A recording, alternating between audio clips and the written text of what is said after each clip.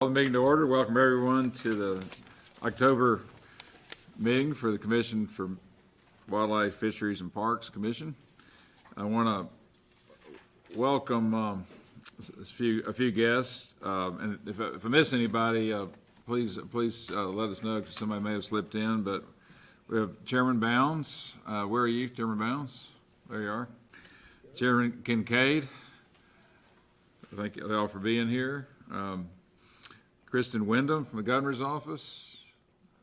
Thank you for being here. Max Sage.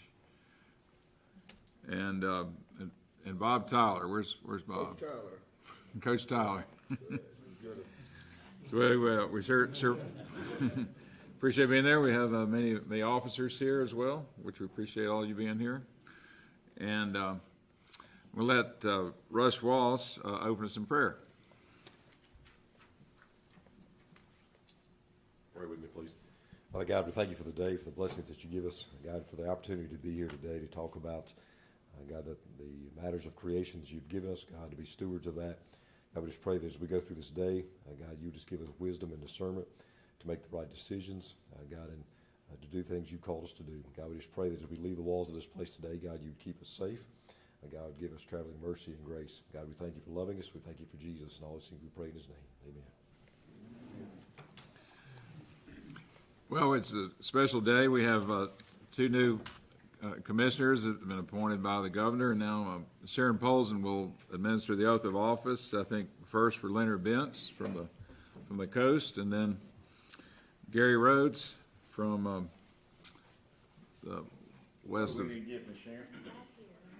All right. I memorized mine, Gary. Hold it up where I can read it. Okay, just raise your right hand, and I'm gonna start with you. I, Leonard Bentz, do solemnly swear. Do solemnly swear. And Mr. Rhodes, I, Gary Rhodes, do solemnly swear. I, Gary Rhodes, do solemnly swear All right, and then together, that I will faithfully support That I will faithfully support the Constitution of the United States the Constitution of the United States and the Constitution of the State of Mississippi, and the Constitution of the State of Mississippi, and obey the laws thereof, and obey the laws thereof, that I am not disqualified that I am not disqualified Stand up, from holding the office of Commissioner from holding the office of Commissioner on Wildlife, Fisheries, and Parks, on Wildlife, Fisheries, and Parks, that I will faithfully discharge that I will faithfully discharge the duties of the office the duties of the office upon which I am about to enter.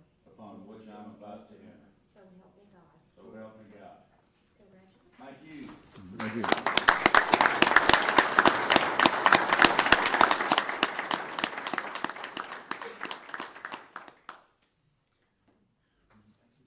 We were really excited about having these new men. We miss our other fellow commissioners, but they're doing other things now of importance. We appreciate them and their service as well. And Clay Wagner, because of his running for office on the coast, rolled off, and obviously created opportunity for the governor to appoint Leonard, and it also created a vacancy of a vice chairman, and so we have an opportunity here to nominate a new vice chairman.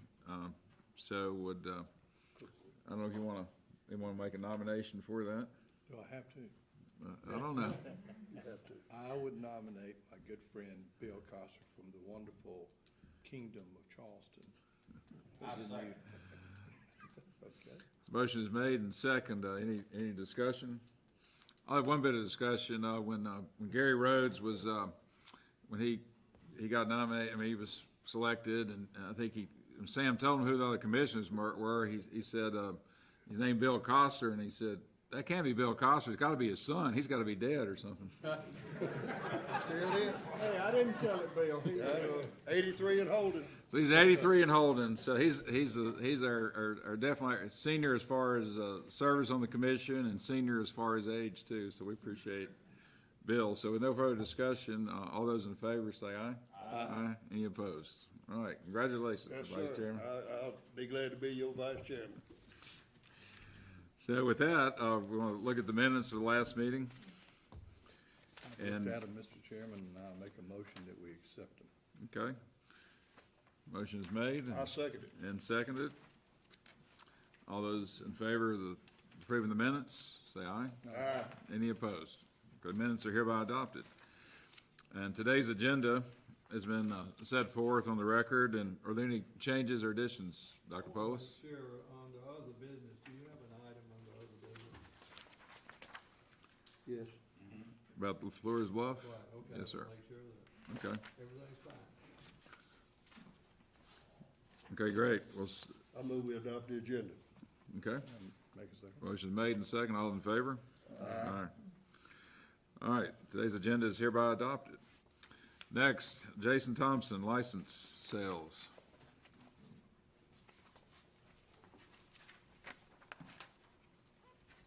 Mr. Chairman, Commissioners, our report for the month of September shows that our revenue is down 8% and the number of licenses sold down 5%. Resident license sales are down 6%, but last month we were down 11%, so we did have a better month in September. The senior exempt license is up 2%. The youth exempt license purchased by the foundation for Hunter education students, so far we've sold 705 compared to 129 on last year. And the apprentice licenses are up 9%. Non-resident license sales are down 11%, but the resident fall turkey permit is up 14%. And in our other category, or permit category, we're down 2%. And lifetime license sales are down 4% compared to FY21. At the bottom of your report, the summary report, WMA app downloads for FY22, 1,887, 1,539 iOS users, and 348 Android users. 12,835 set up for auto renewal versus 10,726 on last year. License packages, 5,487 sold compared to 4,297 last year. I did print off a different report for you all to look at. It's a quarterly report. And if you look at it, the highlighted fiscal year is FY21, where we got the bump from COVID, and that's what we're comparing our numbers to now. And I wanted to do it over a 4-year period so you see how the current numbers in FY22 line up to FY19 and FY20. We're actually doing better in some of the areas. Any questions? Because the COVID numbers were just off the Some of the chart. best numbers we've ever Best had. we've ever had. Yes, sir. Any new initiatives or anything? Any new kind of licenses or packages or anything in the works, or? No new packages, but we are making current updates to the MDWFP app. But we're putting the seasonal button so customers can see exactly when the seasons happen 2 weeks before they happen. Okay, great. We appreciate it. We'll get the word out on the app, because it's a great app y'all have. Yes, sir. It's fantastic, as we know. Constantly working on it. So it's good for, a lot of people just don't know about it, you know? Yeah, we're trying to push it as best we can, Yeah. so the word's getting out. Yeah, that's great, thanks. Yes, sir. Thank you. Thanks, Jason. Then I think we have some public comments, and we appreciate that. And what I would ask is we'll try to limit those to 5 minutes. And our counsel here will be he'll be the gong person if you go over 5 minutes. So don't be offended if he gongs you. Martin Svenden from Baton Rouge, we appreciate you being here.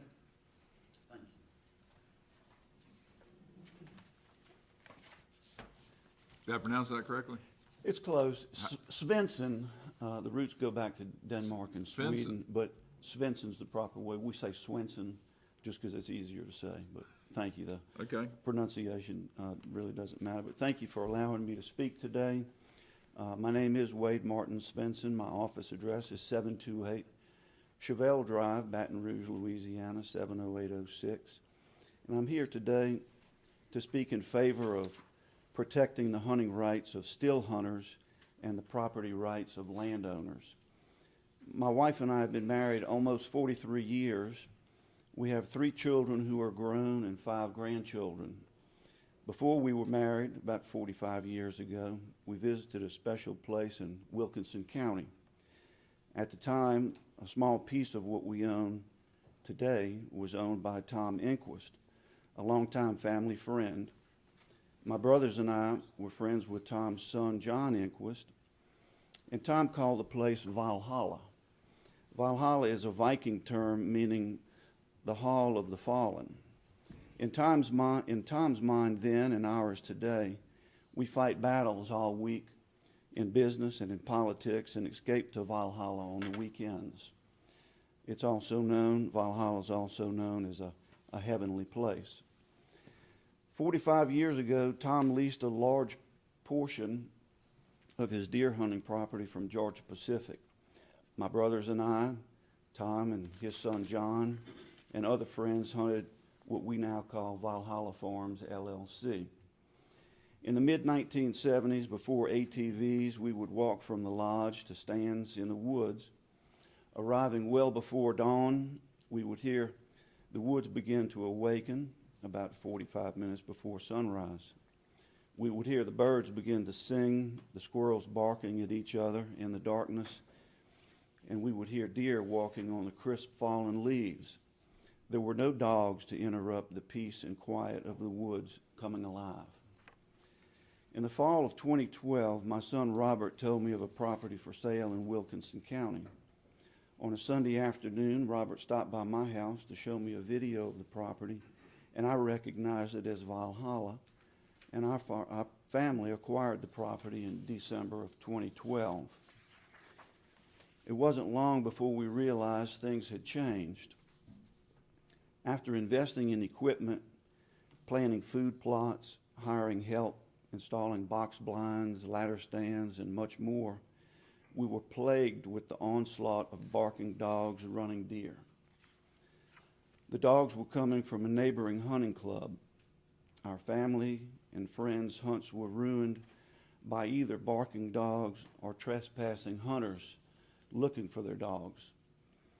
In the early days of this inconvenience, we were polite and assisted with locating their dogs, only to find the problem persisted. Year after year, we and our neighbors have endured the misery of deer dogs ruining our hunts. We had our rights trampled by dogs and their owners who don't care about our rights to peacefully enjoy the quiet of our land. I'm leaving you for the record a profit and loss statement for Valhalla Farms, LLC for the past 12 months. It reflects no income because we can't find a logger who wants to cut timber in the Tunica Hills. More importantly, it reflects expenses totaling $213,975 for 1 year of operating our property.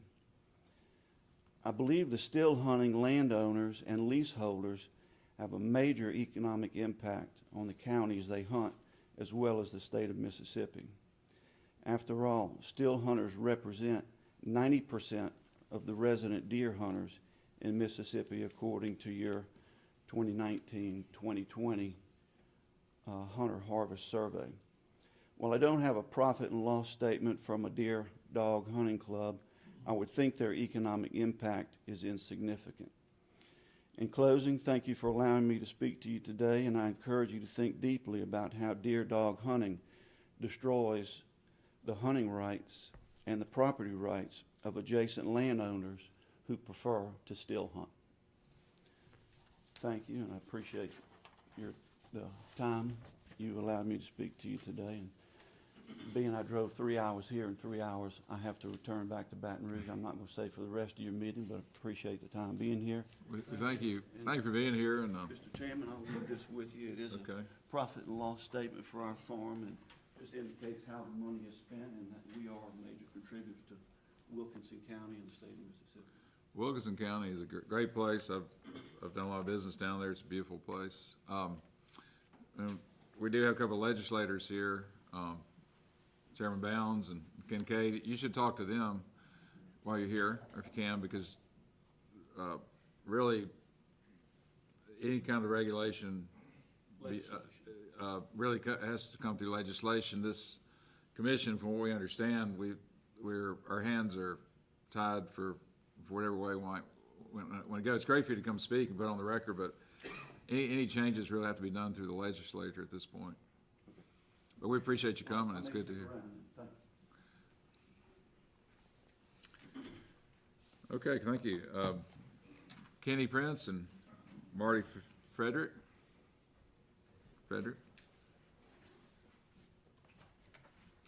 Thank you, Mr. Chairman, Commission. I'm here representing the Mississippi Trappers Association, and over the last years, as we talked earlier today, the fur market has pretty much died out, and some of our buyers from out of state have not come due to the fact of the cost of the license. These buyers only come one time to our annual sale, and we had discussed with Mr. Flint, and he had proposed something for y'all as far as a 3-day non-resident fur buyer's license, which would allow them just to come to our fur sale, purchase fur, and then return to their state.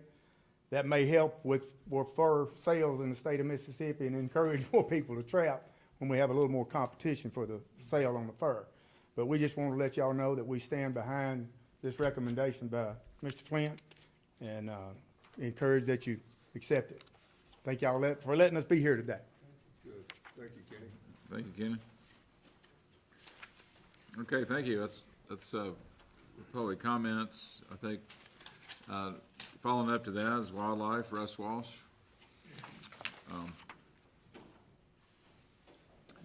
We have Ricky Flint first, I believe.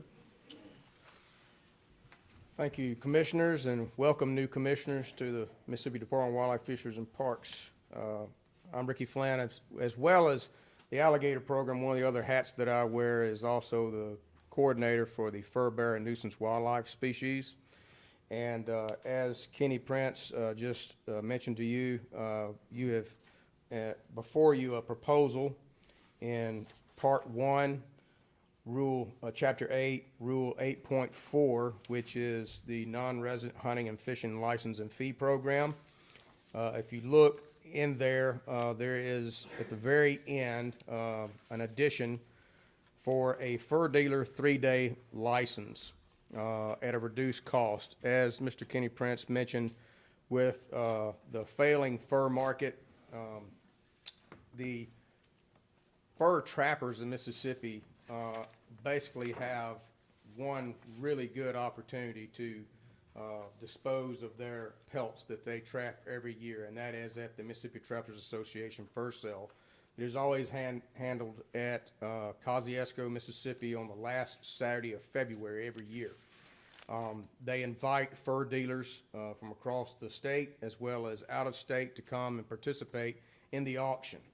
And because it is an auction, the more people you get to the table to participate in that auction, then the people who are trying to dispose of their goods have a better chance of making more money. And as the fur prices have fallen over the last 10 years, that has resulted in many of our non-resident fur dealers making decisions that it's just not to their benefit to come and spend excuse me, a $200 license to come and participate in a one-day auction when they're not going to be conducting business in the state otherwise. So with the prior president of the Mississippi Trappers Association, we discussed this over the last couple of years, and I am in agreement that the addition of a 3-day fur dealer license for non-residents would be a benefit at a reduced cost that simply allows fur dealers to come to the state for a one-time event at a reduced cost for those who don't traditionally provide a fur buying route in the state all year long. So proposed in this rule is a fur dealer 3-day license for non-residents at a reduced cost of $75 as opposed to the $205 annual fee. And with that, that is all that is proposed addition into this rule. And staff recommends it? Absolutely, staff recommends it. Mr. Chairman, I move staff recommendation. Second. Okay, the motion is made and seconded. Any further discussion? All those in favor, say aye. Aye. Any opposed? Thank you for the consideration. Thank you, Rick. Okay. Next, we have Houston Havens. Down by from the scatters. Houston, we have one new commissioner that duck hunts and one that doesn't, so We'll you're try to batting work on that 50-50 then. here. Yes, sir. Good morning, Mr. Chairman, Commissioners. You ducking? All right, he says he duck hunts, so. Okay, I go to those lodges. Oh, he goes to lodges. He sits around and what, okay. Thank you for your time today. I've got a little more detailed information of what you have in your books there. Maybe a little bit better format for reading and following along. Thank you for allowing us to present our staff recommendations for state waterfowl stamp funding. Thank you, Houston. Thank you, sir.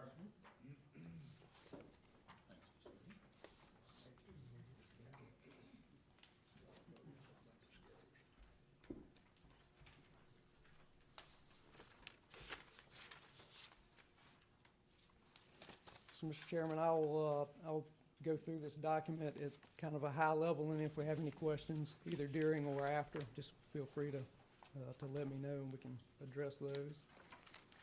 But under funding information at the top, you'll see kind of a breakdown of where we are, showing the past FY's revenue. I'm sure some of you know, some of you may not know, we had a record number of state waterfowl stamp sales this past fiscal year. So that, of course, coincides with a record revenue as well for the year. One thing I will point out is you'll see the prior year numbers there with recommendations and then expenditures, and that is typical of what we request versus what we spend. We allocate less than what we brought in, and then we typically end up spending less, and that's just a function of having some money that is there and available for if things happen on wildlife management areas that we need to address pretty quickly, then we've got those requests approved for being able to address those in a timely manner. So I'll go into the first section there is for Ducks Unlimited and DU Canada, funding for continued waterfowl breeding habitat conservation in Saskatchewan. This has been a fantastic annual partnership with conservation on the breeding grounds. Of course, Mississippi doesn't produce the ducks that are harvested here, so we have to kind of use a diversified portfolio approach, if you will, for our waterfowl conservation, and this gets at addressing those needs. We actually had a band return last week on a mallard that was banded in the Mississippi Delta in 2013, and it was harvested in Saskatchewan. So just a little updated proof there that the birds that are using the Mississippi Delta are actually, coming from and going back, returning to. 8-year-old bird? At least 8 years old, yes, sir. It was banded as an adult, a Drake mallard. So Could have been, I mean, it could be. could be. It could have been 3 or 4 years old. when That's it got right. Yes, banded. could have been.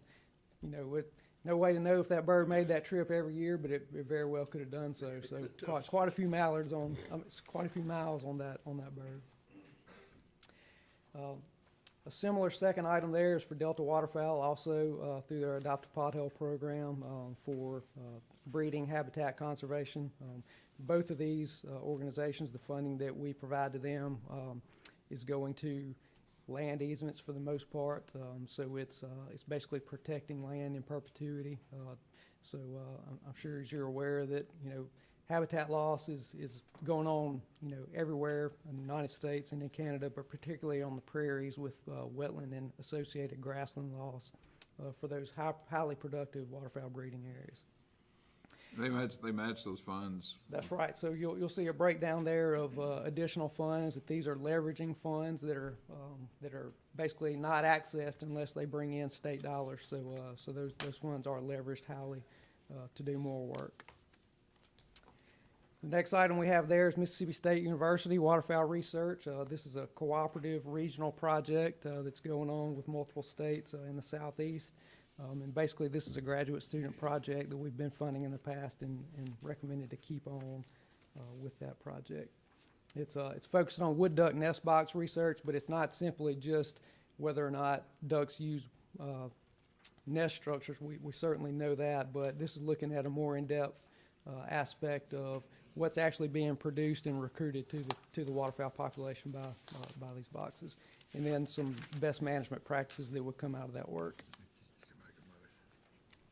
The next item there is kind of a breakdown of wildlife management area, wetland projects. The staff have sent in to us as proposed. And then a large portion of that is some as needed, if you will, funds there for things that may be needed before next October's commission meeting and next request. Things like habitat management situations or repairs that may be needed on wildlife management areas. The next item is a private land wetland habitat assistance program. This is something that we started 2 years ago and has been very successful. Basically, it's kind of filling a need there with the former U.S. Fish and Wildlife Services Partners for Fish and Wildlife program. As people that we work with, the duck hunters that we work with and private landowners, they just know it as the PIKE program. It's taken, several forms over the years, but recommended to keep that state funding going in there and then look for opportunities to leverage that funding as well so we can get more bang for our bucks. But that does involve going on a property, doing a site visit, assessing where a pipe would go, and then putting it into a ranking criteria so we're getting the best of what people are requesting to put that money into. The next item is aerial waterfowl surveys. It's a very successful kind of the standard for state agencies to use. This was developed through Mississippi State University research in the early 2000s. Fly 4 surveys a year if we're able to, weather permitting, to get up in the air starting in mid-November, and we fly in mid-December, and then 2 in January, early January and late January. Really good information, building a quality long-term data set with that, and Mississippi State is also doing some high-level analysis with that information as well. The next item there is waterfowl program travel, to potentially supplement as needed for meetings that pop up, both regionally and nationally, meeting with other groups. As you know, we do a lot of collaboration with the Mississippi Flyway and other flyways in the country as well. Waterfowl trapping and banding supplies is an item there. Another kind of as needed for replacing nets or rockets, things that are associated with trapping and banding of wood ducks here in Mississippi during the summer. The next item there is Mississippi Flyway Council annual dues and cooperative projects. As I mentioned, we are associated with a lot of cooperative projects, and you see those listed there in more detail through the Mississippi Flyway Council. Basically, those are assessments that are made through band returns, so the different bird groups that these projects are addressing. Basically, the breakdown for states is what we're harvesting, the portion of the harvesting is how those are allocated. The next one you'll see is a familiar item there. Hopefully, this year may be the year when we can actually host the summer flyway meeting for the Mississippi Flyway Council. We started in 2020 as being on schedule for hosting that meeting, and weren't able to do that. Again, weren't able to do it last year, and so that we're still on the docket for being able to host that meeting in August if things go well with travel approvals. Of course, it's not just Mississippi, it's multiple states and Canadian provinces that are involved in those meetings, so a lot to hash out before then, but we had that request held in as to hopefully be able to hold that meeting on the Gulf Coast. And then the last item there, some of you are aware of the great success our youth waterfowl camp, hunting and education camp has been over the years. It's hard to believe this will be the 13th year that we'll be having that camp. So it's been a great success. Basically, it's targeting youth who don't have a lot of waterfowl hunting experience or maybe no hunting experience at all. really great. Start on Thursday evening and go through Sunday that weekend, Youth Waterfowl Weekend, that first weekend in February. It's not just a hunt, it's very intensive on the education side. Everybody's tired by the end of it, but in a good way. So it's been a really successful event, and we wanted to put that request in to be able to continue to do that. Where do you have that? We've been having it in Muscadine Farms, Wildlife Management Area, Washington County. It's been a really good site. We can get out and look at a lot of management, look at a lot of birds, and then take them on a fun hunt, whether they harvest ducks or not. How many youth? Up to 15. Up to 15? Yes, sir. That's how many we could house and have on the area. So. That's the last item I have, Mr. Chairman. Be glad to address any questions. Do you think that's a good number? Is it 47,000 duck hunters? Yes, sir. I can tell you when I first started 14 years ago, we were averaging in the mid 30,000s, and at that time what we aspired to get to was around 40,000. You know, if we could get where we were averaging 40,000, we felt like that was a good number, and here we are. You know, above 45,000, even got to 46 or 47,000. Yes, sir. So it'll be interesting to see if that trend holds. You know, everybody asks, what was it COVID related? Depends on how many ducks. Sure, right.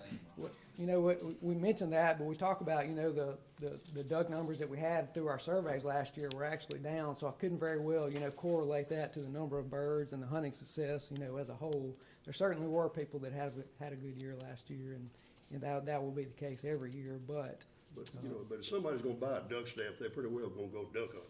that's right, and we're fortunate to be a state that requires a state waterfowl stamp for anyone who hunts 16 years or older, so we have a good way to count the number of duck hunters in the state pretty well. That's a big number, though. You're one of them, ain't you? That's right. And the WMAs are in good shape, you think? They are, yes, sir. Definitely had some challenges with how wet it's been through the growing season, but they are in good shape, and we're looking forward to getting things starting to flood up pretty soon, actually. No, that's great. Any further questions? And do we have a recommendation for? Do you need a motion? Yes. I move staff recommendation. Okay, motion made and seconded by Mr. Coopwood. Any further discussion? All those in favor, say aye. Aye. Thank you. Thank you, Houston. Looks great.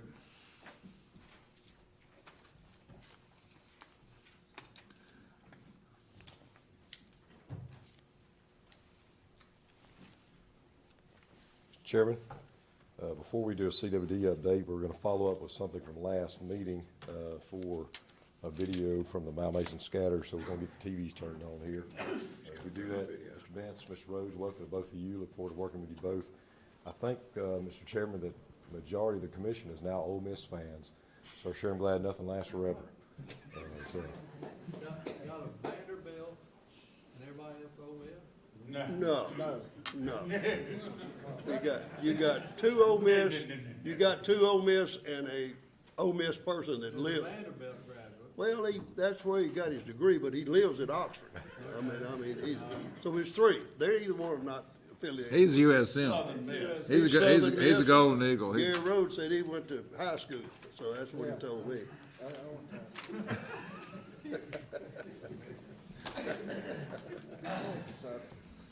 But it's still it's 3-2 in there. 3-2. 3-2. Now we have Golden Eagles.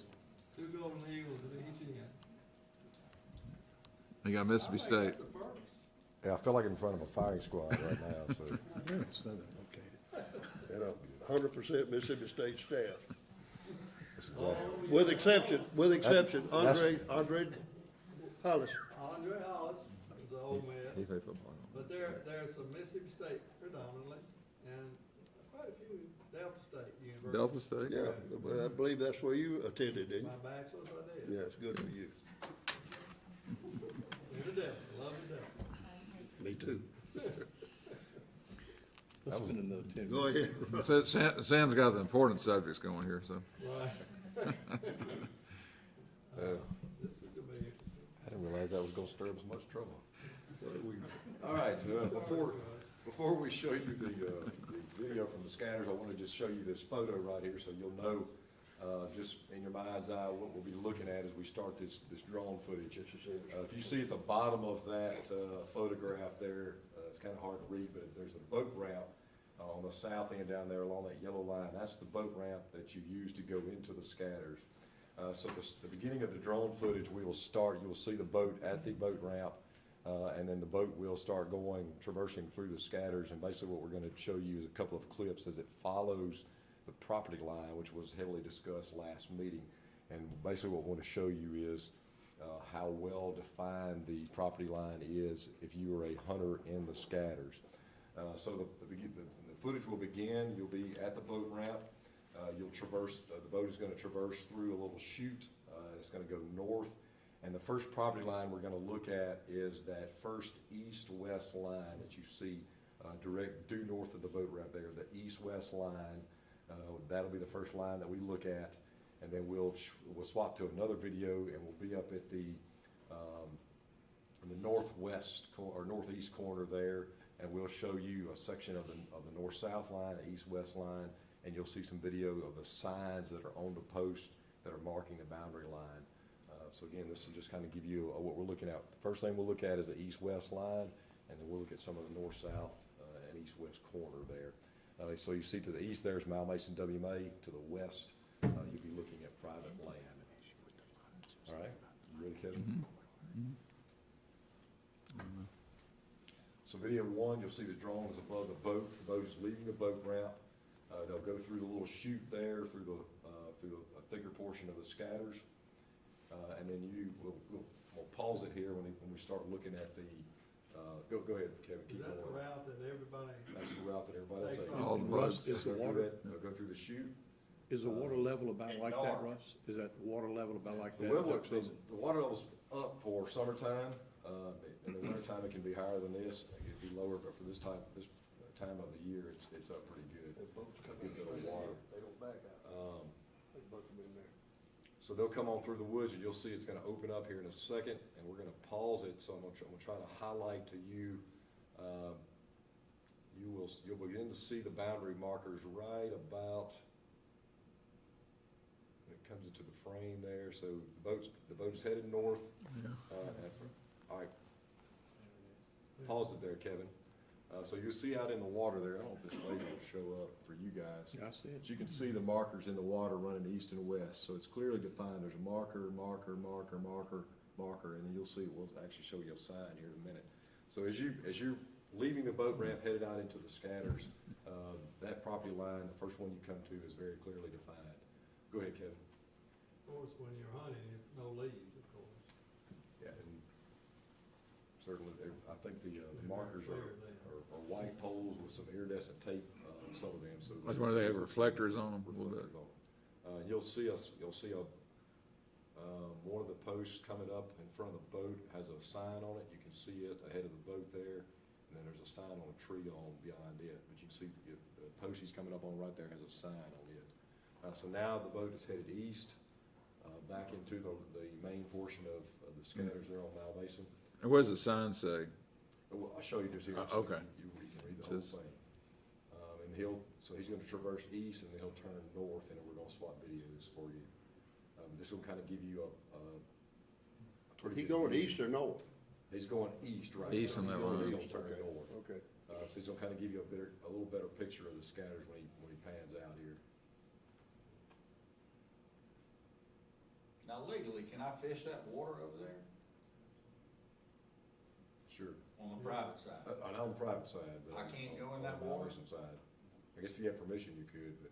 Oh, he's getting private side. another topic, which would be, can you go on the water and not touch the bottom?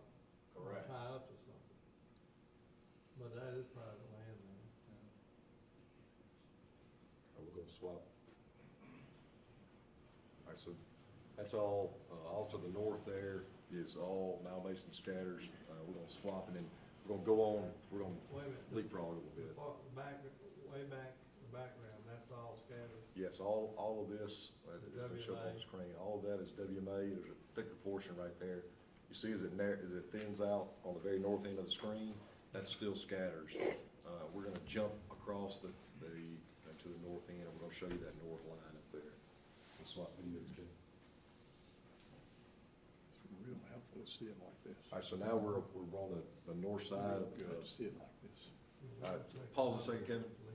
All right, so you see a marker here in the water. You see a dead snag right there in the center of the screen. All right, so that's a corner marker. There's boundary signs on that snag right there.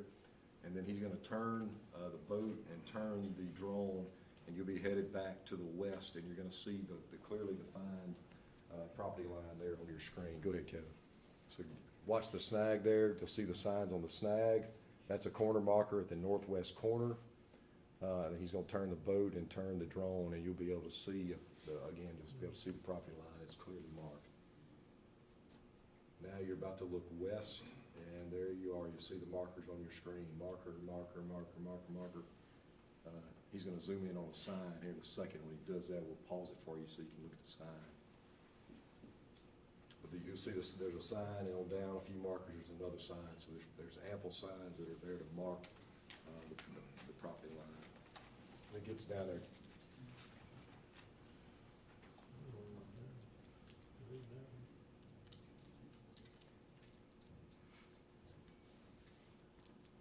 so you can see the markers as the drone keeps going.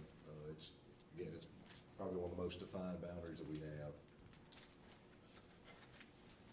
Where does all the shooting occur? We're right past it?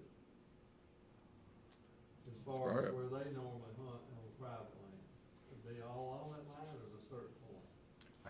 I don't know about that one, but I know But when that they open it open water. block on the first map that we showed you, it's all. You're probably tied up against a tree or something. Kevin, can we go to one of those photos of what the sign says? We have some still images of the signs. What does it say? Active. Private hunting area. No hunting allowed. But Doc, I'm not trying to muddy the water here, but Already. can the bullet trespass? Sure it can. It can, there's a statute that allows. No, bullet kid, no, yeah. it's mess with you. If you can, and I'm the new guy on the block, but I mean, if I can go in that water, I believe I can go in that water if it's tied to that, and the lawyer might be able to help us on that. I think I can go into that water as long as I don't touch the bottom and fish. Is that, We're going back to another okay, statute. fair enough. No, I mean, that. But if you shoot, There's a statute dealing with that. Well- It's not clear. Whether or not it's public waters or not, and that but area. your question is, if you shoot, can you shoot a duck across, if you're on the public land, can you shoot a duck across the line, falls into the private land, or vice No, versa? It really, what Commissioner Benz is talking about is if you fish, which is gonna be a different recreational activity. Well, actually, I'm thinking, it's gonna be, is there a specific hunting statute that says you can't hunt on a piece of public water, cause that water's public all the way across there. Like you can't own tidal flow water in the state of Mississippi, down the coast. There are a few exceptions where they busted a dam out. And so, anyway, I'm just, Russ, Well, Drew, we have the same issue in my neck of the woods with Mississippi River, them going in our private hunting clubs from the river hunting. That's a whole, The water's up that's a whole other meeting. Yeah. You know, Mr. Chairman. but I tell you what, for our new commissioners, their purposes, that's where I was going. go ahead. Well, you can go ahead if you want me to. Well, no, you go ahead. What we need is a kind of a little brief summary Of of why what we- we're talking about. Yeah. Sure. Educate the new commissioners why have this video and, why there's a debate about this, that's why we're here. We had a guy at the last commission meeting that was Go back to the, really. Private landowner guy that- Private landowner was really upset. so you're gonna bring the map back up. So what we're talking about is, again, go back to the boat ramp, and look at, a Malmason portion of the WMA. So, this is known as the Malmason scatters, known as the scatters. So on Malmason WMA, there have been a number of regulations that have been put in over the years to try to mitigate some of the complaints that have been leveled about the public land hunters over time. So there's a shot shell limit, there's a no wake zone, you can't leave the boat ramp before a certain time. You have to be out by 1 p.m., hunting's over at 12. So a lot of regulations have been put in place to, again, mitigate the pressure, mitigate some of the conflicts that have arisen between public land hunters and private land hunters. Again, you see all of that private land back to the west side there. And so one of the questions that's come up recently is that that hunters, well, I guess it's not recently, it's come up a lot, that hunters are hunting too close to the line. And the rule states that you can't be near the property line. And the question came up was, what does that mean? And so we went and shot this drone footage to show that the property line is clearly defined. There's no question about where it is if you're a public or a private land hunter. And so again, over the years, there have been a number of regulations put in place for the public land hunters hunting Mile Mason, begin to hopefully mitigate any conflict between not only public hunters amongst themselves, but the public land and private land hunters for this particular area here. And so that's why we were showing this drone footage again to show. And Russ, what was the court case about on this? What was the court case about? Boundary lines. And we put up the boundary lines to everybody's satisfaction, pretty much, which are these markers you see in the water. Yeah. And the whole thing about this guy, he brought the court papers to us in the last meeting, is that he wanted us to define near, because he is worried people are gonna get shot in his club by the public shooting across the line on all his people. And that's really what he was after this. Well, last didn't the meeting. judge say a safe distance? Yeah, but that's He what he said wants us to near. define. Well, what is a safe distance? Well, 100 yards? he gave ballistics on what number 4, number 6 shot would do at a 50 yards, 100 yards and all that. And so I think that's what we're tasked with, Sam, is at some point now, whenever, we need to, at some point, define what does near mean? I mean, should there be a special rule put in place for this situation where someone should not be, let's say, 50 yards from that line or whatever we think it should do? I mean, that's really where we are in this thing, right? This is a little bit different though, because this was pursuant to a court order, an agreed order. Right. And it really was dealing with the property line and the marking of the property line. There were some issues, and at the time when all this was being hashed out, remember, it was all flooded. Right. And one of the allegations that gentleman raised is that we didn't properly mark the property line. Now, that's what Russ is showing you, is that we did. It is properly Right. marked. Then the issue became, as you just pointed out, is they can't hunt near the property line, and that's kind of where we are. The issue is, and you remember me asking the gentleman, if we're gonna go 100 yards into public waters, is he gonna go 100 yards No, into private he's- waters? He said, no, I'll hunt right on the line. That's Right. right. That's right. Cause I shoot back the other way. He's not I'll shooting- shoot back the other he's way, not is what shooting he the said, but public a duck flies at 360. Yeah, I know, he turn around and shoot him going the other way. Well, I Well, mean, he can legally hunt a WMA. Is the private land for sale? Can you buy it? And make the whole thing WMA? That's, club's been there for years. I don't think they can put a price on that. I got you. duck on the They road. do have to use our public boat ramp to get to their property. They don't have access unless they go through that ramp right there in that waterway. You know, if you're a private landowner, you understand the situation as public. As we represent all public and private people that hunt and fish, how do you define near? I mean, near, you're gonna go by ballistics and say, okay, near means you gotta go 100 yards inside of Mount Mason in order to satisfy that private landowner. My other thing is, okay, let's everybody back off the line, That's what, 50 yards, that solved the problem. that's solved the problem. But the other man said he ain't gonna do it. Well, we're willing to. Well, he hadn't done it, I know. Y'all will vote and are willing to back off the public side, I guess. Let's say you are. He's gotta be willing to back off 50 yards. And now, we've got that 100 yards, which covers most ballistics that he presented. So let me ask you this, Drew. So the private landowners, if they have a WMA permit, they can legally hunt on the WMA too. Right. Right. So a private landowner could get in the line and legally hunt both sides, whereas the public guy can't legally hunt on the private side. So I mean, there's a difference. That's good for us. Yeah. I mean, as long as he's got a WMA permit, he's licensed, and Right. he would legally, he could get on the line, and he could shoot the WMA side or the private side. But a WMA guy, if he's, trying to shoot over on the private side, he's probably infringing. Then the officer you're asking to go out It's a there hard and, thing. and patrol that, then they have a little It's very difficult. clear demarcation if you've got 150 yards on one side, 50 yards on the other side, and in the middle you got the post. So it's a little bit better from their perspective, but, it's been an issue for 20 years. A long time. 50, Long 50, time. 75 years. But, if the commission wants us to propose that in letter form, we'll do that. It makes sense. Sure does. Propose what in letter form? 50 yards on either side of the line. And both sides know that. If y'all wanna think about it, we'll look the next month. Can we put it out for public comment? I mean, Is there a reason to do that? propose it? I think this is just a special situation. We Well, don't, it will be out for public comment for 30 days if you vote on it.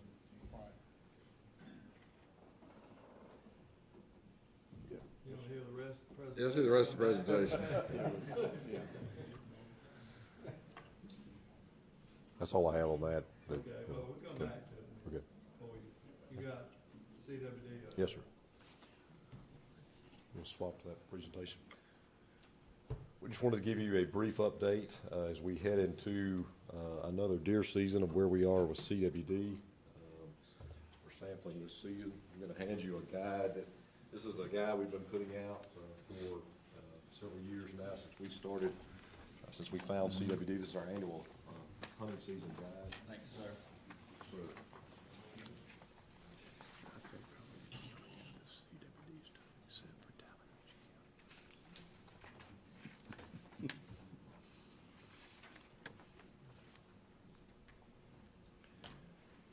First thing I want to do is, as we start this map here shows CWD, where it's been detected across the country.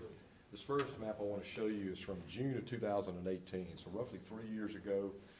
If you'll just kind of look at that map, and you'll see from the United States and Canada where CWD has been detected, and captive herds, as well as the free range. Those areas in gray are counties where it has been detected in the free range. If you just look at that map and kind of study it for just a minute, that's June of 2018. And I'm going to show you a map here next of just, I think a month ago, September of 2021. So just in 3 years' time, if you really pay attention to Montana, and then Missouri, Arkansas, Tennessee, Mississippi, in 3 years' time, this is what you're looking at.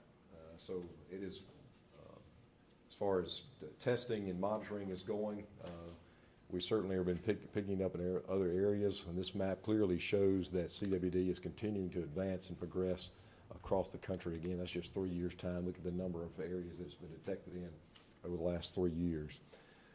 That's at a national level.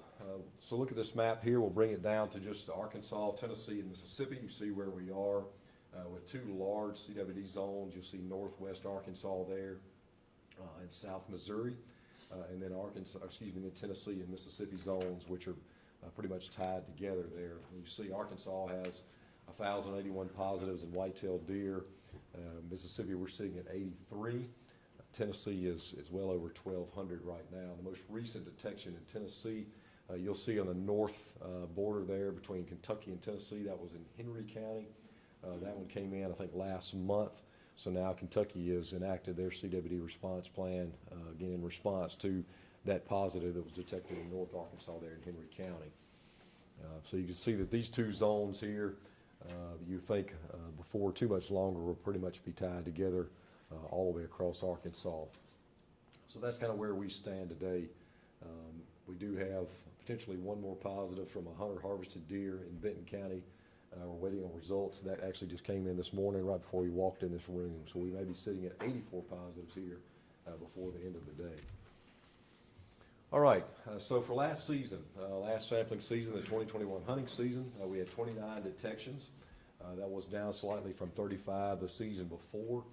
We collected 7,164 samples. That's combined free range and captive samples or enclosure samples. So you see the number of positives across the counties there. Benton is certainly in the lead there with the most detections. And then we go down the list from there. So we are up to 8 counties. We did add 2 counties at the end of last season. That would be Tippa and Alcorn. So we're now at 8 counties that have CWD positive detections in them. So that's how we ended last season. So as we roll into the 21-22 season, I just want to kind of give you a brief update of where we're headed. So we do have 51 drop-off locations this season. That is up from 46 last year. We added 5 in other strategic locations. But you can see we're very well dispersed across the state now with those 51 locations. And as we move forward through this, we'll continue to add those locations. But this year, as we begin the season, we're starting with 51. And again, fairly well distributed from top to bottom across the state. Last season, we talked to you. We were working with taxidermists last season, helping collect samples. They were saving heads for us. It was a very successful program. And this year, we're going to continue that. Confirmed taxidermists that we're working with, sitting at about 85, and you can see that's fairly well distributed across the state. Some counties have up to 6 taxidermists that we're working with. Some counties only 1, but for the most part across the state, we have taxidermists again that are registered there that we are working with, whether they may be pulling the samples for us or whether they're just simply saving heads and we're going by and collecting the samples. But it was a very successful program last year. We collected nearly 700 samples just from taxidermists last year. We expect that to go up this year with more taxidermists in the mix and just more exposure. Also, with the change in carcass transportation regulations this year, a hunter can remove a head from a CWD zone and take it to a participating registered taxidermist.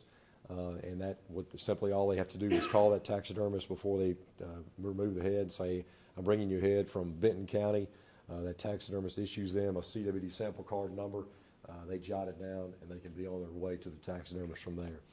So we hope that provides much more flexibility for taxidermists and hunters, as well as allows us to get more samples. And if you are removing a head from the zone going to a taxidermist, then it has to be CWD sampled. So we hope that that'll allow for more samples this year. So a very good program from last year. We're continuing again this season.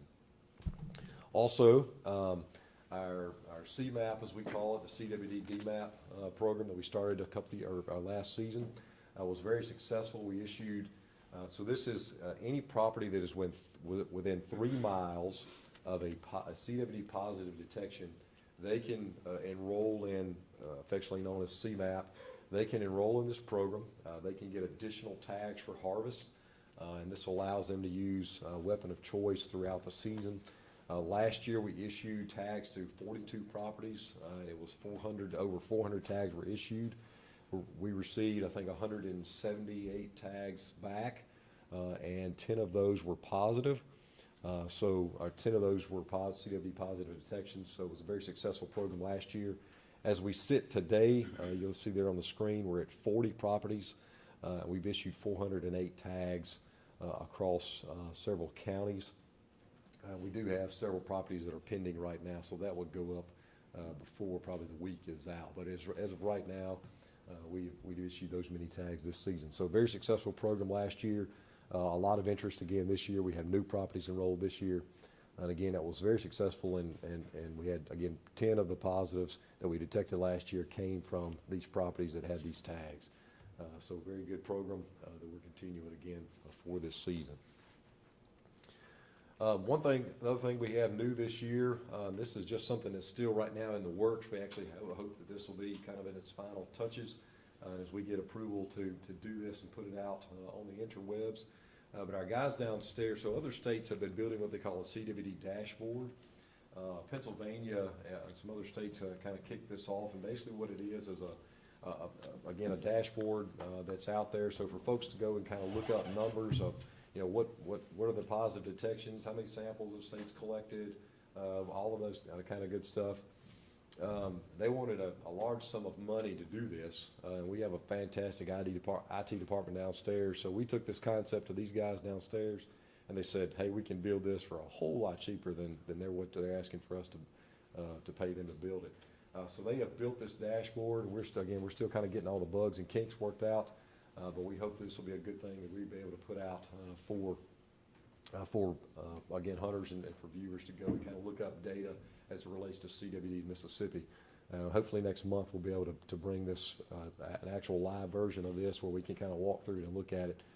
But it's hopefully going to be a very good thing. Again, if you want to see, where CWD is or the number of positives or what the prevalence is, this is going to be real-time information. So we have an internal database that we have that all of our CWD data is entered into, and this dashboard would feed off of that database. So this will be real-time information to be updated pretty much by the minute.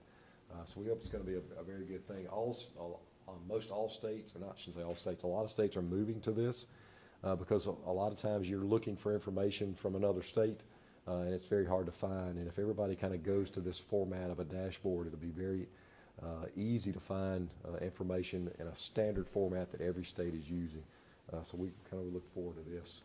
Again, we're still kind of working out all the bugs, but we hope to have this up and running here before too much longer. That's all I have. I'll be glad to answer any questions or. Can you put your presentation in the book?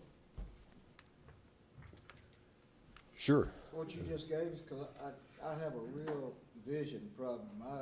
I would love to be able to look at it and really, where you put the tags in the counties and which counties and all this stuff. Yeah, sure. That's not a problem at all. If you don't mind, 'cause Yeah, absolutely. That's easy enough. Let's worry about the processors. So a couple of things on the processors. The first thing that we have run into, and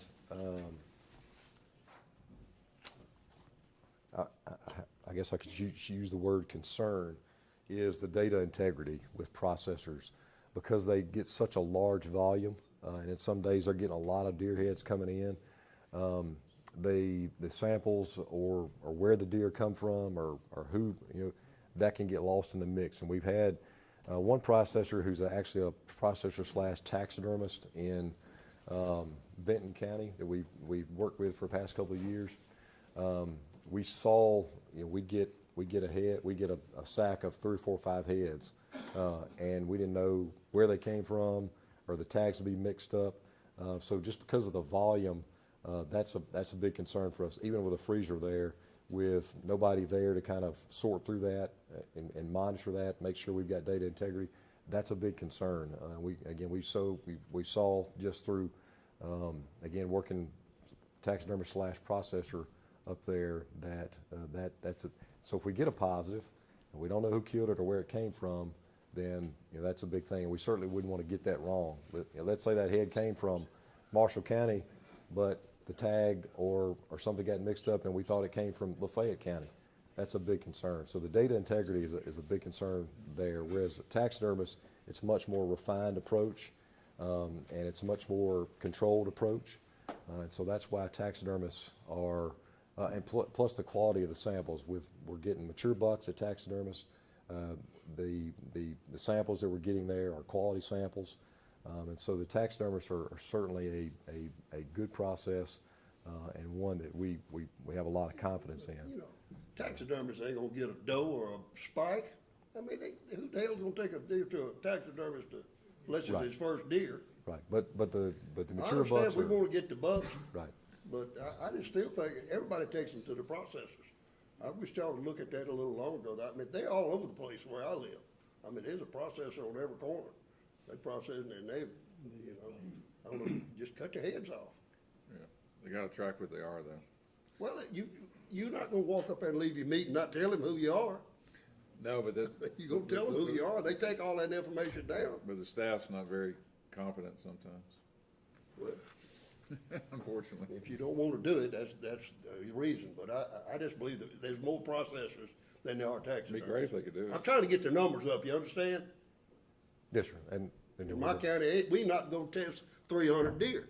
We're just not gonna do it. Cause it's not a pandemic right now. The first year, they were all over it. Everybody's cutting heads and taking them to Enid or taking them to Mount Mesa. That other place you got listed on there, is that the place where you and That's right, the MDOT office. Right there on That's right. it's got a Tilly-Toby address. Yeah, that's right. But it's on Highway 32. Well, Right. that's the only one in the county, That's in Tallahatchie County, that's right. That's right. MDOT's deal. And Right. we got a freezer there. That's right, freezer's there. Okay. Yeah, whole season, that's I right. knew y'all were there, but I didn't know it was Yeah, there. it's a permanent location now, Okay. it is. Yes, sir. Okay. I was wrong, Sam. It is one there. I'll ask about that. Yeah, but it's got, when I looked at the list here, it's listed as Tilly-Toby. Oh, okay. And it ain't 2 miles from Charleston. So, but yeah, that's the same place you and Ricky That's right. were when I That's was right. out there. That's right. I talked to 2 processors that told me they actually came out there when y'all were out there testing the deer on that Right. special day. That's right. And they said it wouldn't be any trouble for them to get the lymph nodes. I'm just trying to get the number up. Right. We'll be glad to visit more about it. So, As far as the numbers per county and total per area on this formula we're talking about, can we bring it up next month? Or county be considered to be out? We all have to do it next month? Yes, sir, I'm fine. Talk about it. I think if we could get processors to do it, I think it would be great if the data would be good. Other question, if y'all consider any kind of incentive programs, like do a lottery or people that submit samples, their name gets put in for a prize or random drawing for, for Yes. for items or money or whatever it might be. We have, and we're working on the details of prizes, if you will, right now, and looking at, what we can give away. But basically what we've talked about is, for those individuals that submit samples, that we would do a random drawing at the end of the season for X number of prizes. But we have been having discussions trying to finalize that this week, actually. So you think you actually may do it this year? Yes, yes. Okay, that's great. As for the processors, you'd have to have, in your view, I'm just asking a question, you would have to have, you'd want to have it before that they would be able to track each head and where it came from. That's right. The location. That's right. Exactly where it was killed, county, Right. coordinates, that camp name or whatever, right? Yes. Yeah, the data integrity is critical Right. for all of this. But at the processor, couldn't you put the same information that you do at the drop off at the freezers? Be the same information? I mean, they very easily could do it at the processors like you do at the freezer. I'm just saying the processors are gonna have a lot more deer than, I just know, I mean, I drive up there and they covered up. Cause you drive up there with a deer that you just shot, they will unload him, skin him, dress him, and you can come back 2 days later for $130 and get all the meat you want. So who's not gonna do that?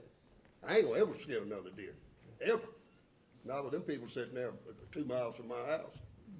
Could you shoot me some names? We've dug around in Tallahatchie. Can you shoot me some of the names of the busy ones in Tallahatchie? I do. That 3 Rivers, right out there in Enid.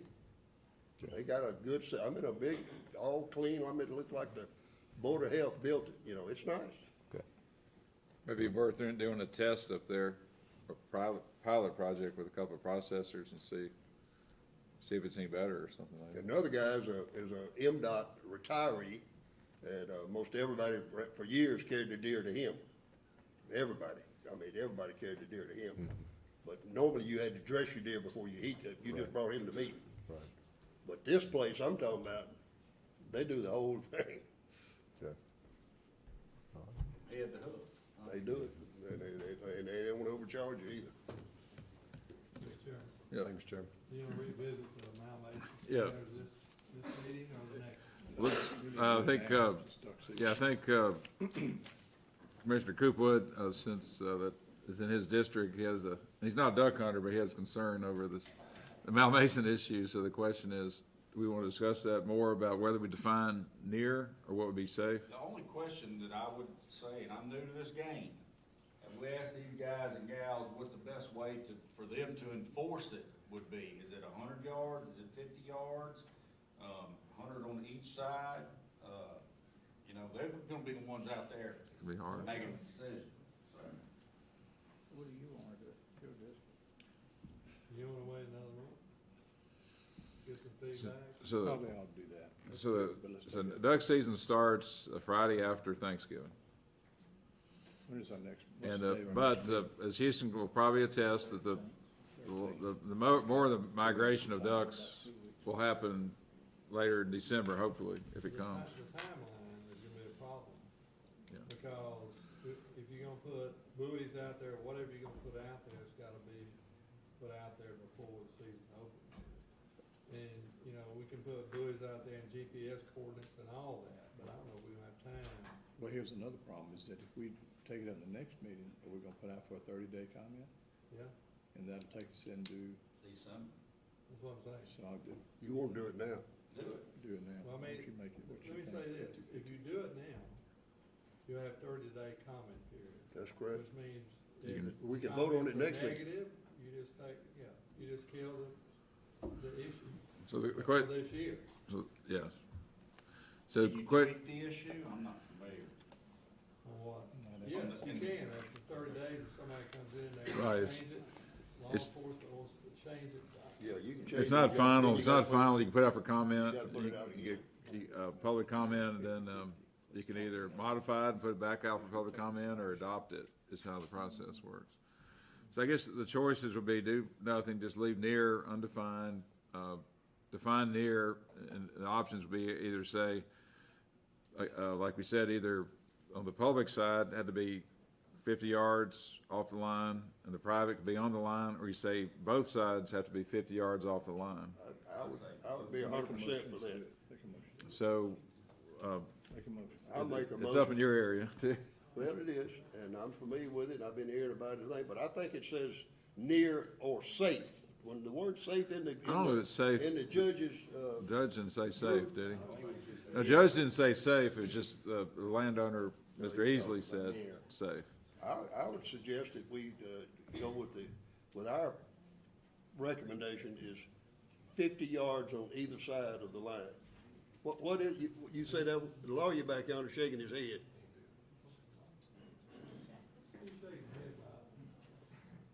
I think you're going off into a dangerous area here, Well, it's already dangerous. and I'm not talking about the shot. Because one comment I heard, sir, is regulating how far or how close the private landowner can get to his boundary line.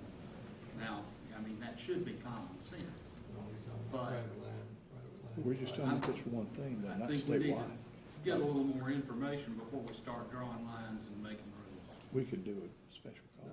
Doug, we're trying to split, we're trying to step forward in this instead of staying still for 50 years. So, you've heard it for at least 25 years, is there a better solution to it than near? We just need to get with the landowner and see what we can work out. Does the private landowner have any other access to the public boat ramp? No? Well, The public, the access to the boat is not the issue. The issue is when they get out there hunting. but how He do could, they access their property if they don't use the public boat? they use the public ramp. Huh? They use the public ramp, they have to. And they can't leave until the same time as the public people? They may have another access, but that's what they use, I think. Well, close the public boat ramp for this year and let them figure it out this next year. I guess they'll be working next year. That's sure it does, for sure. All right, so I'm gonna call the question. Do we have a motion? Anybody wanna make a motion? I'll make a motion, or did you make the motion? I was going to make it, Let a lawyer make it, it'd be very bad. that's correct. Well, that's what I just heard. You need He, some- Doug's been fooling with this for how long? 30 years? It seems like all my life. I understand, and So- I don't know what the answer is, but it's gotta be an answer. Why don't we make a motion, put it up for public comment, and then we can always, Good idea. I think the 50 yards on either side of the line makes sense to me. But his point is, if we say that to you as a public, if you were next door, you Yeah, said, right. they said you have to take off 50 yards of your private land that you pay taxes on. Are you gonna wanna do that? I think, my opinion is we can say 50 yards on the public side. I don't think we can say that on the Let's private. say that for the moment, we can change it, right? That would be my, I Then mean, we need to make it 100. I believe as a private landowner, like I said, I'm a private landowner, I have a WMA permit. I can go sit on that line and I can legally, you know, shoot ducks on WMA or my private land. But the public guy can't, it's not really not right for him to shoot on the private land. So there's. Makes it private. Makes it private. So I would propose we'd say 50 yards off the line on the public side. We shooting from public waters. I'm willing to agree. I'm just saying that, we're gonna have a lot of public comment, which is good. Well, I think that's what we need. We're trying to elicit public comments, so I say we get, whichever way you want to propose is fine. My personal opinion is we can't regulate on the private side. I don't think we can How either. can you be vague, how can we be vague, with 50 yards on public, which I don't think's fair? I don't know if it's fair either. Or can you say, to be, in other words, if we say the commission taking action to get public comment on what to define near by the next commission meeting? There you go. All right, I That's make a vague motion, enough. we accept. That's vague enough. That work? I'll make that motion. Okay. All right. All right. Motion is sufficiently vague. All those in favor? Who's the second? Who made the second? Coopwood second. I heard. I did. Now we get law enforcement input too. And we get law enforcement input and duck hunters input and private and public. Right. All those in favor? To do it. All right. Leonard, you favor? Oh, yeah. Well, All right. you know, the guy that was here said it wasn't any law enforcement. You remember? He said, Well, it's, they don't ever see it. They don't ever see it. no, they're out there, but it's so difficult because as soon as law enforcement goes in there, He also said there were no signs, we didn't mark the boundary. Yeah, but the boundaries are Right. there. The boundaries are I see marked. That's clear. Now, he said it wasn't, but they are. I've seen the picture. okay. Let's move on to parks. Andre?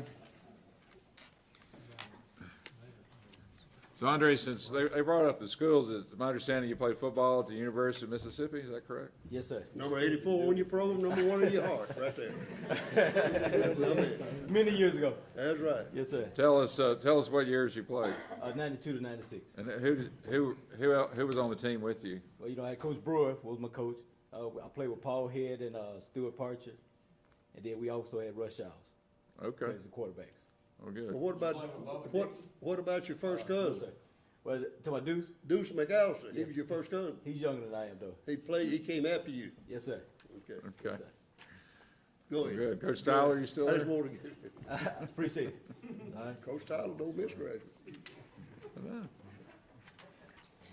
All right, guys, the summer report for state parks, for the month of September, the total of overnight revenue for state parks was $656,000 and, $656,462, for September 2021.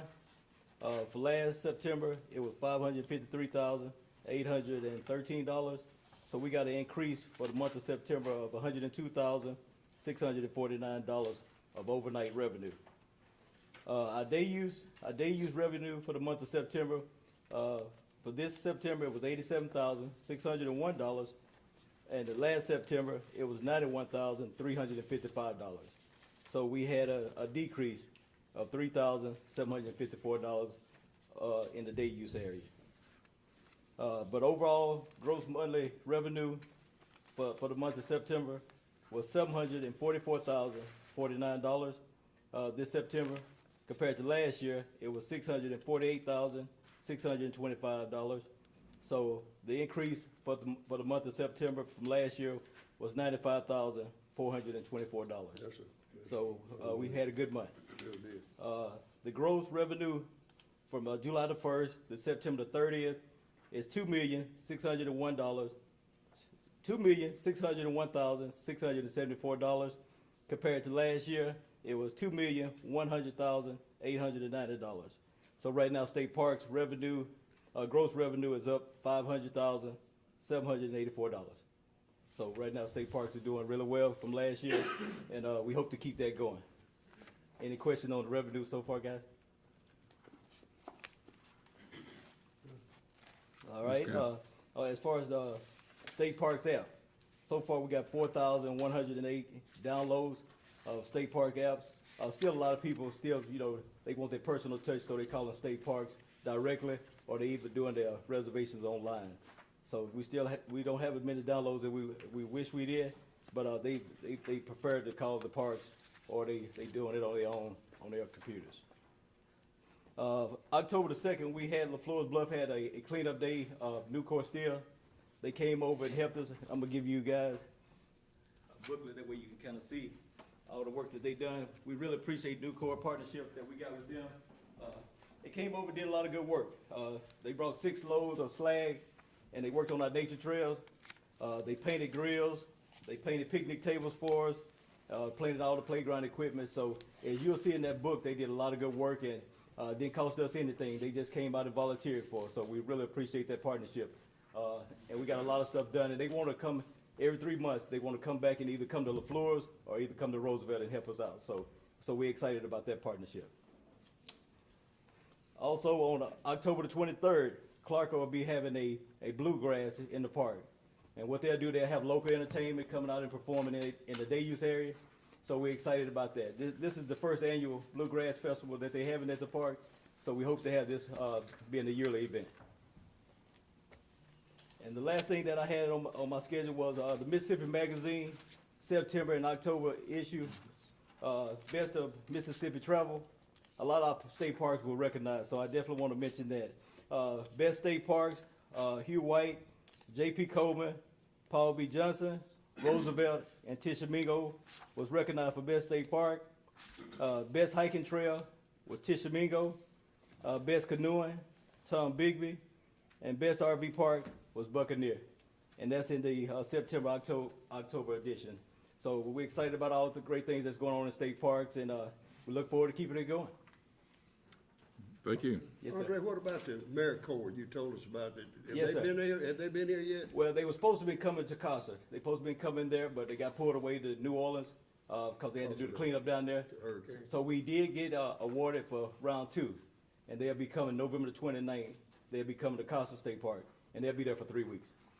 And we got that lined up with the supervisors already. With the man, the head, the president of the board of supervisors. Yes, sir. Yellow Bush. We contacted him and told him that they got pulled away, but we do have him set up to help us out in November. So November 29th is the day they should arrive. So we don't make sure we get it done because we still got all the stuff lined up. We had already got all the material for the project, so it's still in the works. They do a lot of good job. Yes, sir. Yes, sir. They definitely do. Any other questions?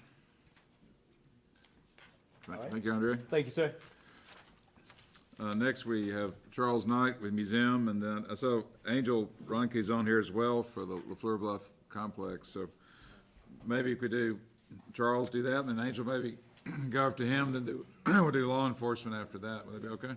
How's your hip, Charles? Oh, it's doing great. I'm back. You're a new man. I'm a new man. I'm back.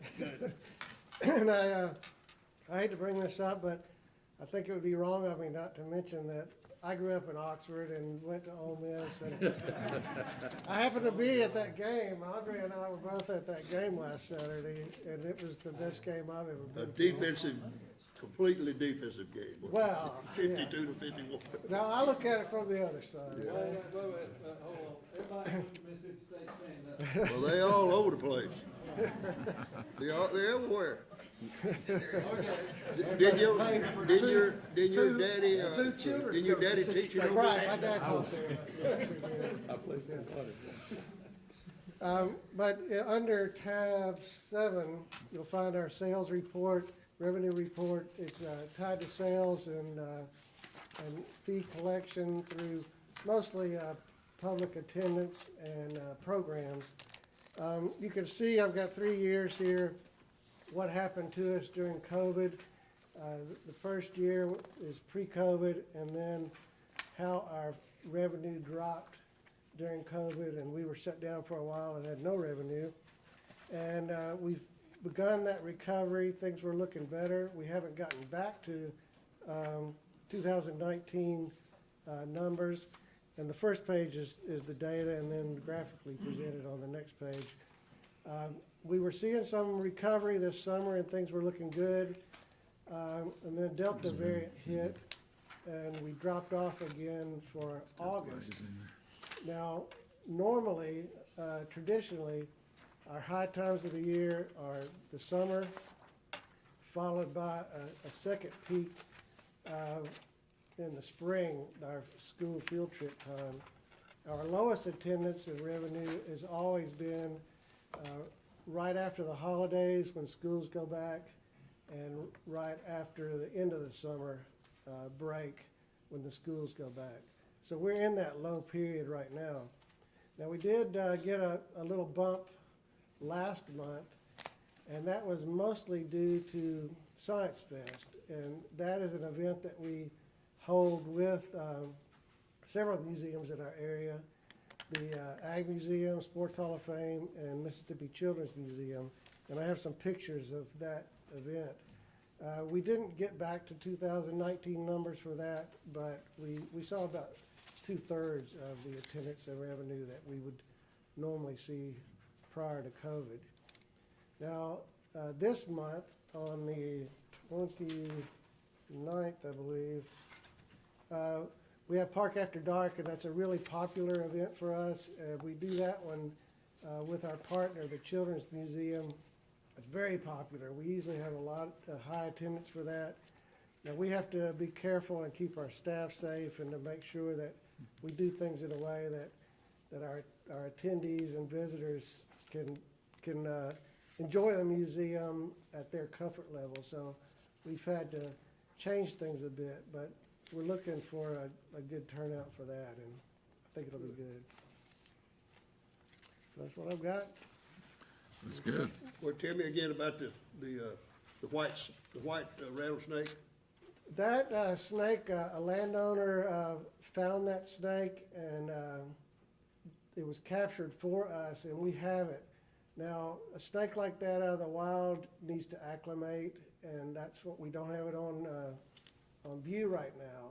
We have to make sure that it learns to eat in captivity and that it's healthy, but eventually we hope to get it out there, and it's really strange. It's a draw. So I'm hoping that it will make it and we'll get it out there. How big is it?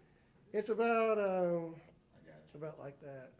It had, I think I counted 8 rattles on it when it came in, and it's strange, but it's a great. I saw the picture in the paper.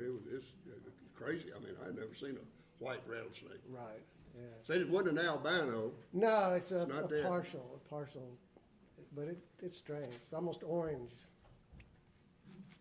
I'm gonna come down there and see it. We'll have a meeting over there when you get the snake, when it's unveiled, we'll come. Put him in there next to the two-headed snake. We'll There really you have go. something to see. Whatever brings them in, and people come just to see that. So. That's right. Thank you. Okay, Charles, thanks. Good morning. Morning. So this morning, I was asked to give an update on the playground. So I had given our 2 new commissioners some packets to get you up to speed on the LaFleur's Bluff complex. So to date, we have secured $8 million for this complex, and so that includes a 30,000 square foot playground, an interactive walking trail between the Museum of Natural Science and the Mississippi Children's Museum, and so we'll also have an outdoor amphitheater, and we'll have a walking trail, and so we're also gonna, I'm not sure if you're familiar with, but there's a bike trail that runs from downtown, and that will actually run in front of the museum, and we're gonna actually tie that through our complex. And our biggest hope is to have a bridge over Lakeland to connect over to the Ag and Sports Hall of Fame. So that's our big dream. So today I'm just going to give you a little bit of an update on the playground. And so if you'll turn to tab 9 in your book, I've got some pictures for you and just bringing you up to speed at where we are currently today. So you'll see that we have implemented all of our shade structures. So those are all complete. Lighting fixtures have been installed. So they're currently working on turf installation. We had a little bit of an issue with the turf. Tab 9, yep. There's some pictures, so you can just see some current photos of the shade structures. And so we had some issues with soil, and so we had to come in and do some remediation and stabilize the soil. So we had a little bit of a lag time. So, but we got some cement mixed into it and stabilized the soil, so we are good to go. They are working on the turf. We've got about 20 days left until they will be complete with the turf. So we're real excited to get that down. I mean, it's 30,000 square feet of turf. It looks incredible. Our fencing has arrived, so each of those play areas that you see in the pictures will be fenced in for security. And then our playground companies are both coming back in the next couple of weeks, and they'll come through and make sure, you know, there was some things damaged with construction, they'll fix things, and they'll do some cleaning, pressure washing, and then we'll move into November where we'll have a huge cleaning. All the equipment will be deeply cleaned. Our local contractor, Fountain, will come in, clean the entire site, sidewalks, and they'll start to do that landscaping and mulching and get the site all prepared. And we're talking with our Blue Cross Blue Shield of Mississippi Foundation to look at an opening, we're hoping, of early December. So to do a ribbon cutting, hopefully. I mean, we made it this far. Pandemic, historic rains. 8 months, we've made a lot of progress, but that's what we're shooting for. So we're hoping to have Santa there in December, and to have children of organizations that the agency works with, and have those children there, have Santa present this amazing playground to LaFleur's Bluff State Park and to the children of Mississippi. So we're real excited, and we look forward to y'all being there at that celebration with us. And this is just phase one, so there's a lot more to come after this. So, thank you. Thank you, Angel. Charles. So next we'll move to law enforcement. And Jerry Carter, appreciate you. Good morning.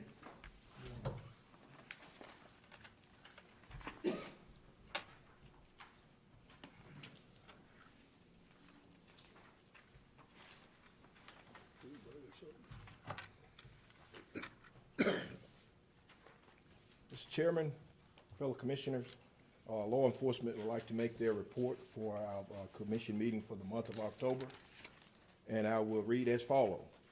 For the month of September, there were a total of 565 citations issued. The top 5 were 129 for no license, 33 for unlawful possession, 31 for baiting, 18 for no boat registration, and 18 for supplemental feeding. On the next page, we have a picture that shows Officers McGraw. They're conducting a hunter safety class, along with a fellow officer assisting him with a class. They're doing a hunter safety. Next page is an officer in South Mississippi, Officer Hulon. He speaks to a group there at Silver Bay Academy on what conservation officer does, the duties of conservation officer, as well as talking about safety, boating safety, and other safety entities that we talk about with our students. During our dove season, Officer Primos and Officer Williams pictured here with doves that were taken unlawfully on a baited field there in South Mississippi.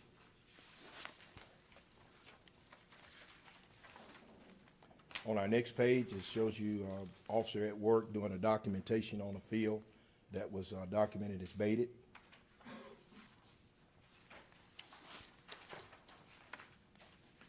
Our next page shows Officer Munter there in South Mississippi looking for grain, potentially at a baited spot for doing waterfowl hunting. I think they was doing our opening teal season down south. And our next page is a report on our shooting ranges. It's a customer report on our accounts. McIver had 433 customers. Turcotte had 584. McHenry had 570 customers. And at this time, just to give you all an update on the McHenry project, the contractor is going to start next week on the renovation and everything that they're going to be doing on that contract there at McHenry. At this time, we have a request for a reinstatement to our new commissioners, just to kind of give you all an update what we're doing here. Individual is charged and convicted for headlighting. In this case here, this subject was 21 years of age during the time of his conviction. There is a process that he or she has to go through. Once they complete that process, going back through hunter education and meeting all the other requirements, they come before the commission here and to speak to you all about requesting to be back reinstated their privileges. The individual I have here is Mr. Elliot Nolan. Mr. Nolan was charged on a violation December the 12th, December the 1st, 2018 by Officers Thrash in South Mississippi. In that area, particular area, and I think in the Diamond Head area, the officer had received a lot of complaints of some headlighting activity going on in that area. At that time, the officer himself set up the detail to look for and wait for the violation to occur.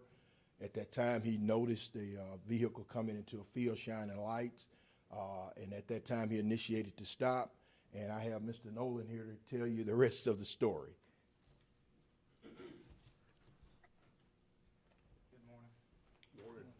Yeah, on December the 1st, me and my buddy, we left work in Biloxi and drove into Diamond Head, went down Noma Drive. I was waiting on my boss to get home, so we figured we'd ride around, had my light bar on. Sorry. And I had a loaded 17 in between the seats and went down to the end of the road, 2-point turn. I pulled into the field to turn around, and that's whenever he pulled me over. And now that I know that it's illegal to have a loaded gun in your car, and can't ride around with like a light bar or any exterior lighting device. And then on April 16th, 2019, I was found guilty, and I served 1 year suspension. I retook hunter safety course, and I'm hoping that I learned my lesson, paid a $2,000 fine, and hoping y'all will reinstate my license. So You shot one if you seen a big one? Probably. Be honest. Yes, sir, most likely. Make a motion to reinstate. Be honest. He's from the coast, so. Yeah. I appreciate it. Have a second? I'll second. Okay.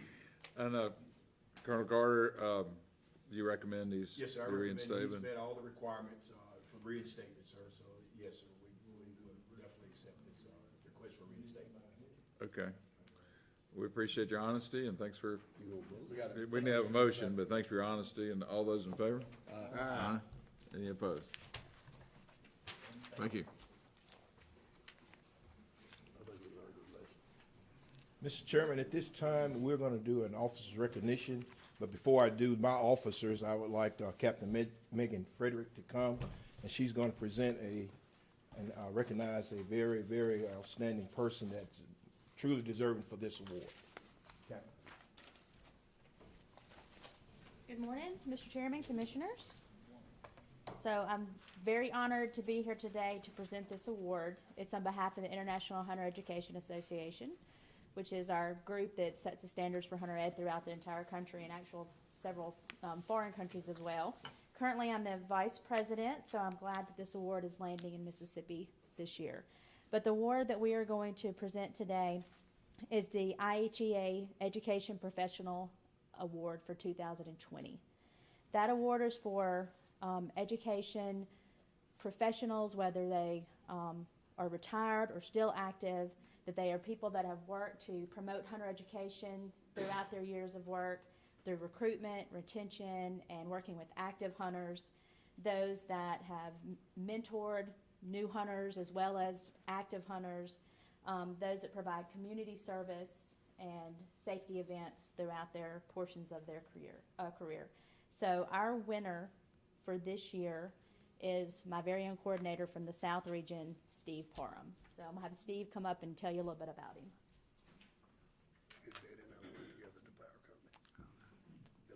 So I'll tell you about him while he's standing up here looking at you. So, and this will tell you his age a little bit too. Steve came on with the Department of Wildlife in 1979 and worked for state parks for 12 years, 4 different parks. And then he decided he wanted to pursue a career in the military and went on and did that for 26 years and retired as colonel. Then we got him back in 2013, working ranges and hunter ed over the years. And throughout all those years of different jobs, he maintained his ability to be a hunter ed instructor and has been instructing for over 40 years at this point. So I'm very happy to present this award to Steve, and I personally think that every hunter education program needs a Steve Parham. So thank you.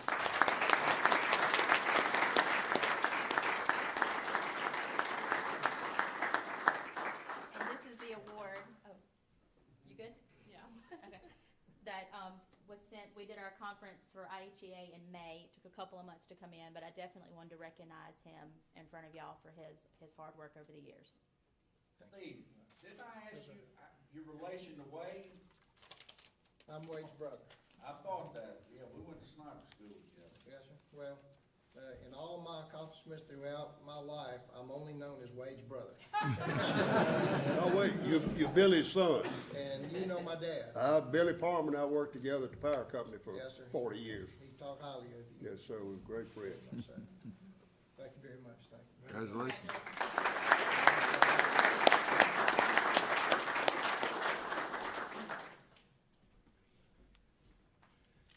During the time officers are trained, we're trained in law enforcement not to run from the danger, but to run to it.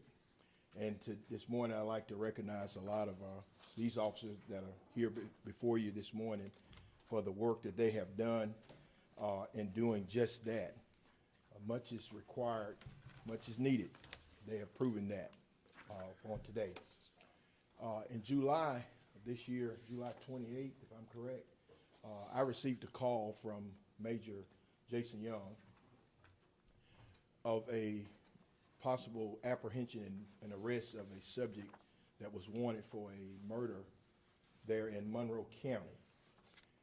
We received the call, and we found out through the information where all the subject was supposed to have been at, so forth and so on. We realized that at the time that there was going to be a meeting there at Tom Bigby State Park is where the subject was believed to be staying at. We finally realized that meeting was going to involve a lot of legislature people and other folks. We contacted Parks, told them of the situation, and we made the proper preparations for safety purposes to shut the meeting down, as well as getting park personnel out of the way, out of harm's way of danger. So at this time, I'm gonna let Major Young give you all the rest of the story on that, where we're at today. Mr. Chairman, Commissioners, on the 27th of July, our agency received a phone call from the U.S. Marshal Service. They were stating that a fugitive named Mr. Bradley King, who was wanted for murder, was likely seeking refuge on Tombigbee State Park. The following morning at 0800 hours, Lieutenant John McFerrin, Lieutenant Ricky Berry, Officers Austin Riggs, Evan McFerrin, Larry Rowan, Tim Golson, Chris Bobo, Tombigbee State Park Manager Jeff Roseman, myself, and 6 U.S. Marshals met at an off-site location to prepare a mission. The mission was to seek and apprehend Mr. Bradley King, who was wanted for murder in Lee County. According to the most recent intel that was gathered by the U.S. Marshal Service, the fugitive was more likely than not still located on Tombigbee State Park. We knew that due to the recent extremely hot, dry July days, that the subject was likely to seek water from some of our park facilities. He had been in the area approximately 4 days, so we designated the fixed structures on Tombigbee State Park as areas of interest. After a quick safety brief, establishing communications with headquarters, and a safety prayer, the previous mentioned officers, along with the U.S. Marshal Services, broke into 2 teams as we had planned. We began clearing out wood lines and the areas of interest that we had designated on the park while utilizing all light and noise discipline. Mr. Bradley King, along with the murder weapon, was safely apprehended after only an hour and a half of being sought. The manner in which these conservation officers conducted themselves during this high-risk search was second to none. This mission was prepared and planned from the tailgate of a conservation officer truck and executed flawlessly. I'm extremely proud of these officers. Job well done.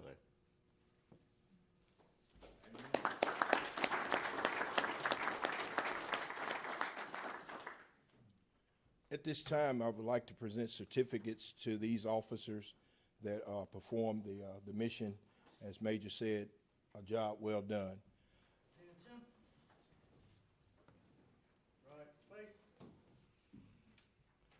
At this time, I will read the award, the certificate as it states. Recognition, Certificate of Recognition, Outstanding Achievement Award. I keep forgetting where these things. This certificate is presented to the following officers for outstanding achievement leading to the apprehension and arrest of an armed subject at Tom Bigby State Park on July 28, 2021. Your actions and tactical knowledge reflects great credit upon yourself, MDWFP, and the great state of Mississippi. As I call your name, please come forward. Sergeant Chris Bobo.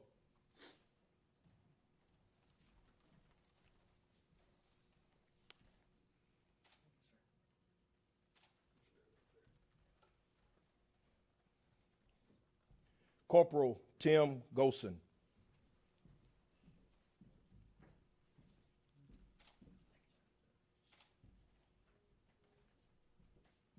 Lieutenant John McFerrin.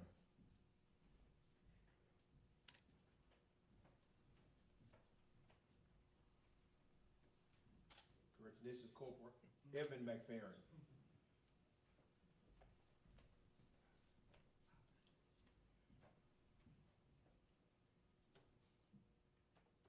Corporal Austin Riggs.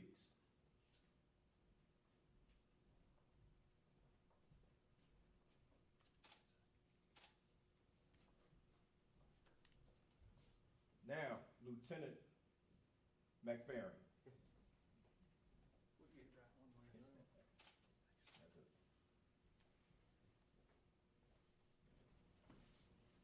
Master Sergeant Larry Rowan.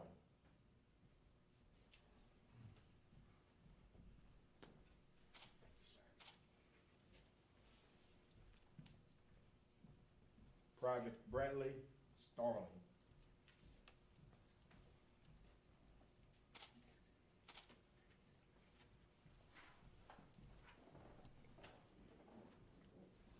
Y'all may be seated.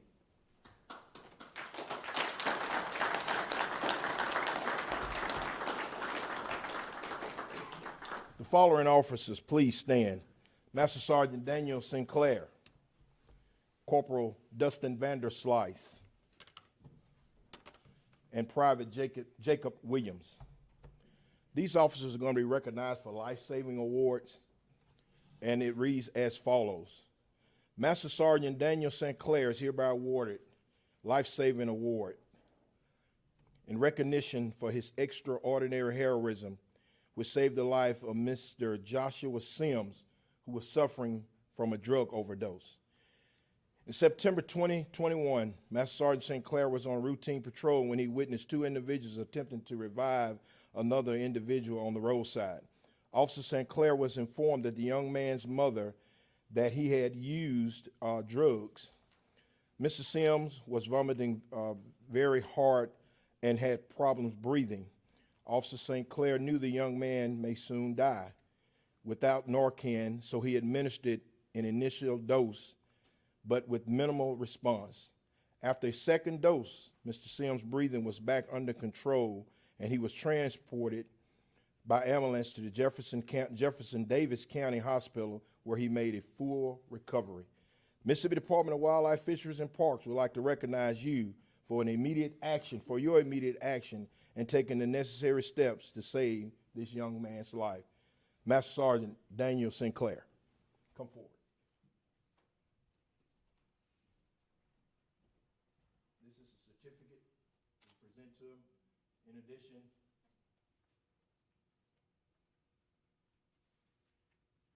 a life-saving award.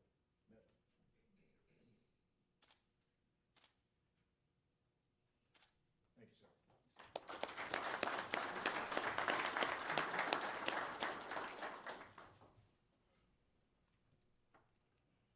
The next officer, 2 life-saving awards.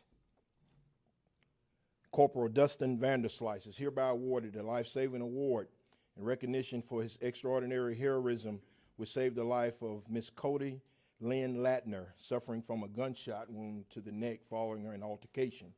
And it reads, on April the 11th, 2020, upon arriving to a call involving trespassing on private property, Corporal Vanderslice was informed by Mr. Jeffrey Williams that he shot Mrs. Latner after she tried to run him over with her vehicle.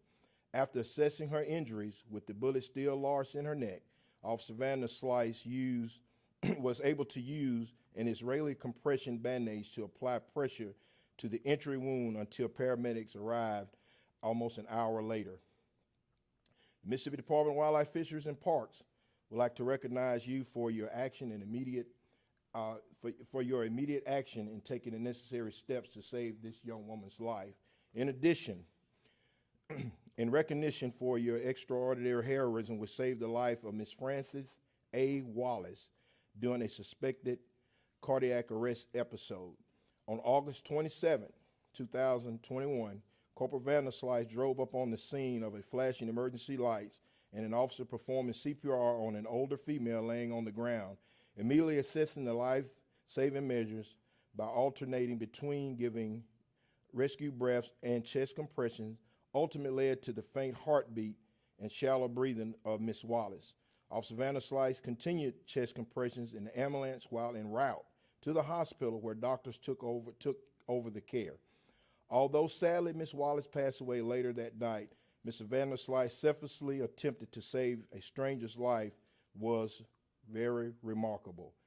Mississippi Department of Wildlife, Fisheries, and Parks would like to recognize you for your immediate action and taking the necessary steps to save this woman's life at that time. Corporal Dustin Vanderslice.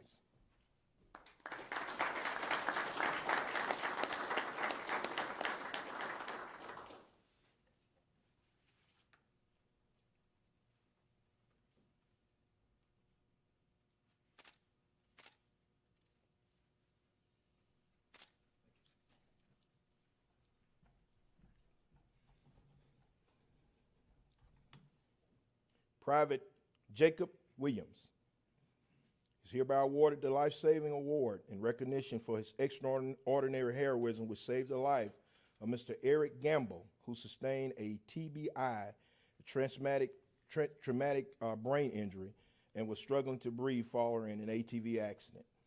In September 2021, Private Williams was the first responder at the scene of an accident involving a four-wheeler. Officer Williams immediately rendered aid and recognized that the victim had previous brain trauma and breathing difficulties. So he placed the victim in the trauma position until paramedics arrived. Mr. Gamble was airlifted to the hospital and currently remains in ICU. The Mississippi Department of Wildlife, Fisheries, and Parks would like to recognize you for your immediate action in taking the necessary steps to save this young man's life. Private Jacob Williams.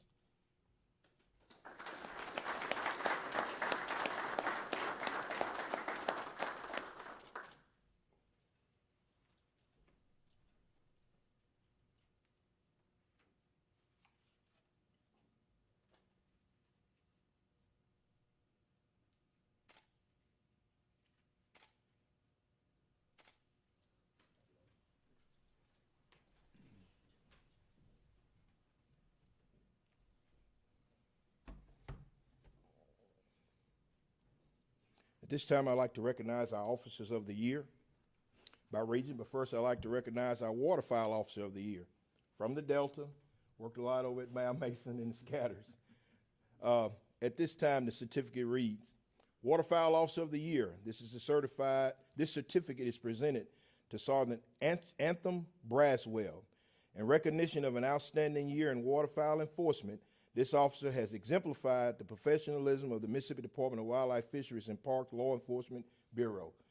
Officer Braswell, please come forward.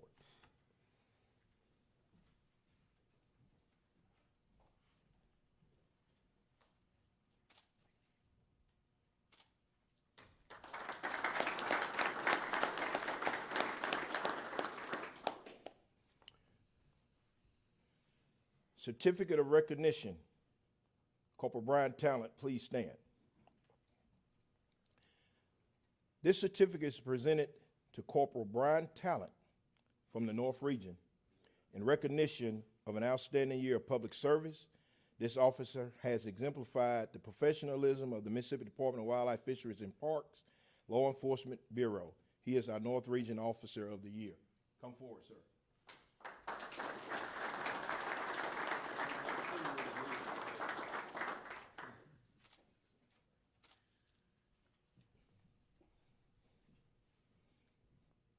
Our Central Region Officer of the Year, Sergeant Bud Loper. Please stand. This certificate reads, in recognition of an outstanding year of public service, this officer has exemplified the professionalism of the Mississippi Department of Wildlife, Fisheries, and Parks Law Enforcement Bureau. Come forward.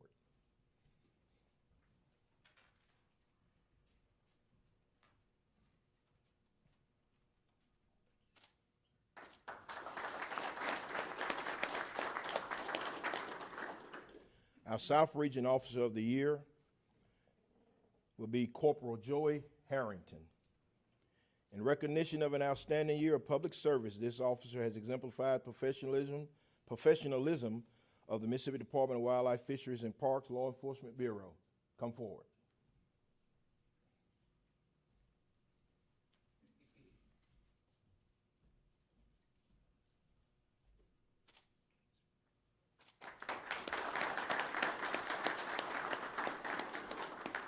Last but not leastly, I'd like to recognize our Officer of the Year for the state of Mississippi. This officer has been elected by the agency as the overall Officer of the Year, who will represent this state in the CFA conference, which will start next week in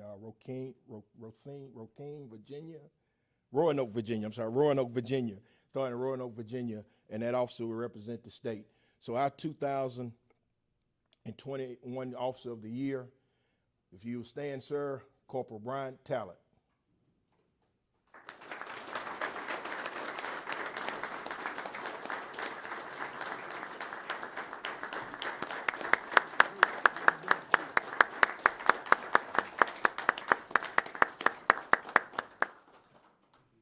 Officers, attend. If you will, everybody, give these officers a round of applause.